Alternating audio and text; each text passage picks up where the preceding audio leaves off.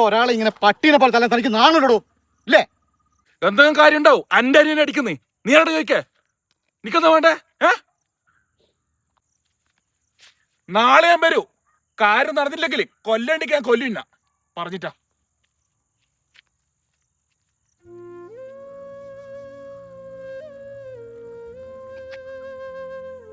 ഏട്ടനത് എന്തിനാണ് ഇങ്ങനെ പട്ടീനെ പോലെ അടി വാങ്ങുന്നത്? എന്തോ ഒരു കാരണം ഉണ്ടല്ലോ. എന്നാ ഏട്ടൻ പറഞ്ഞത് ശരിയാ. ഞാൻ അനിയനാന്ന്. മിക്കപ്പോഴും അടിക്കും എന്നെ. തറവാട് നമ്മളെ രണ്ടാളെയും വീട്ടിലാണ് അച്ഛനും അമ്മയും ആക്കി വെച്ചിട്ടുള്ളത്.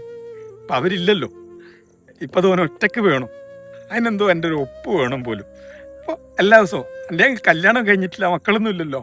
പക്ഷെ ഏട്ടൻ്റെ മക്കളെ ഞാൻ സ്വന്തം പോലെയാണ് കാണുന്നത്. പക്ഷെ ഓനത് അറിയില്ല. ഓനത് വിറ്റിട്ട് കുടിച്ച് നശിക്കും ഏട്ടാ. അതുകൊണ്ടാണ് ഞാൻ ഒപ്പിട്ട് കൊടുക്കാത്തത്. ഏട്ടനായിപ്പോയില്ലേ, തിരിച്ചടിക്കാനും പറ്റൂല. എടോ അതല്ലോ ഒരിക്കലും എൻ്റെ ഏട്ടന് മനസ്സിലാവും.